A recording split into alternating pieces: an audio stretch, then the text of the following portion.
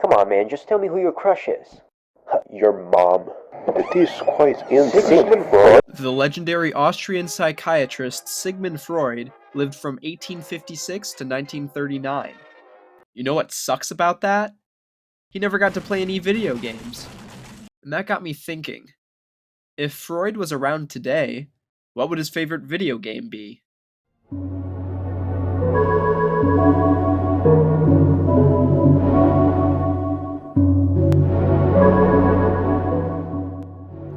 Sigmund Freud is best known for his contributions to psychology, and most notably, psychoanalysis, which is an approach centered around the unconscious mind.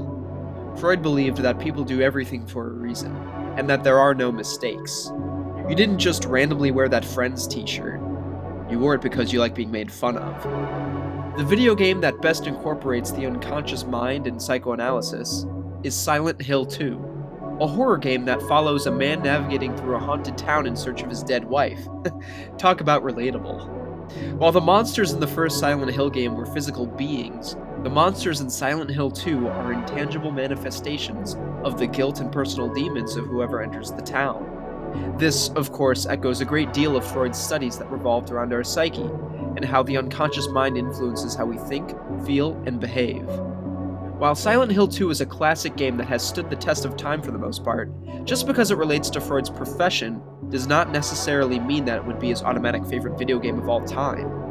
Farmers don't get done plowing the fields just to hop on Farming Simulator.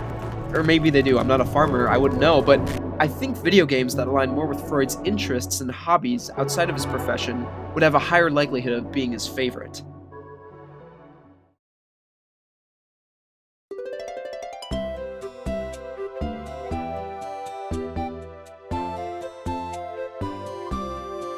This is Yofi, Sigmund Freud's Chow Chow dog. Yofi would hang out with Freud during therapy sessions, and over time, Freud began to believe strongly in the calming aura of animal companions, and even went so far as to suggest that they could accurately assess one's state of mind. Alongside Yofi, Freud also had another dog of the same breed named Lun Yu, as well as two German shepherds named Lun and Wolf before them. Freud's love for dogs is why I think he would have really enjoyed Nintendogs. In this game, you play with and take care of all kinds of dogs. Duh. It's a peaceful game with not much else to it than that. Unfortunately, no version of the game has Chow Chows in it, so that takes this game out of the running.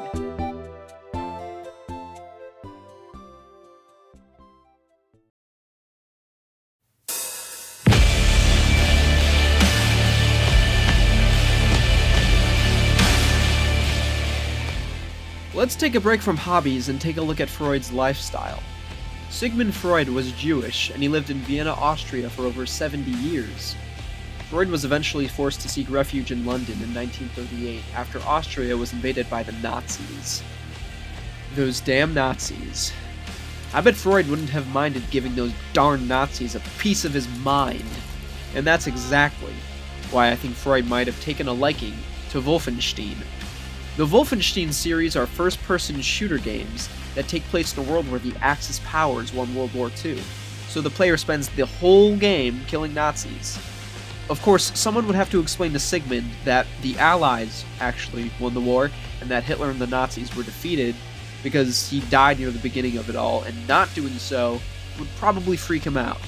There is a chance that Freud would want nothing to do with this game, as it might bring some strong and unwanted emotions to the surface, but that's totally okay, because I have some better games for Sigmund.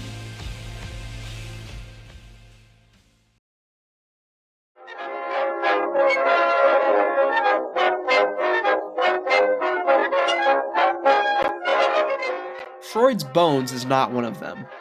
It's not because the game is bad, it's not. It actually looks really cool. It's got a 9 out of 10 rating on Steam, and overall, very positive reviews. This is Sigmund Freud the game. The premise of the game is to explore the dark recesses of Freud's mind, all while playing as Freud himself. Freud was also an avid collector of Egyptian artifacts, so in Freud's Bones, you collect them throughout the game. If you're into surreal, artistically driven games, which this one definitely is, the art style is really neat and unique, then I'd check this one out. I would imagine Freud would appreciate this game, but it wouldn't be his favorite. If someone pulled up and had me play Joe the game, I don't think I'd be playing it for more than 15 minutes because it'd be super lame. While Freud's life was much more exciting, he wasn't a known narcissist, so Freud's Bones would not be his favorite video game.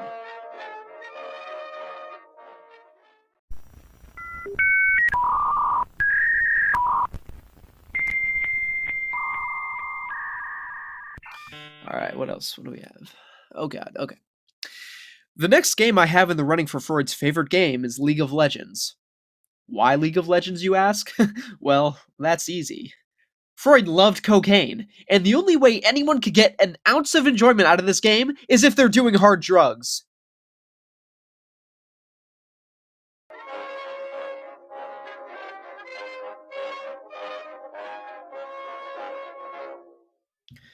Dear God, that game sucks. Okay.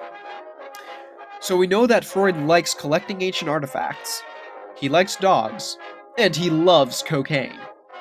There's a game that has 2 out of the 3 of these things that I think Freud would take an instant liking to. I'd even argue that this game is therapeutic in a way. I'm talking about Animal Crossing New Horizons.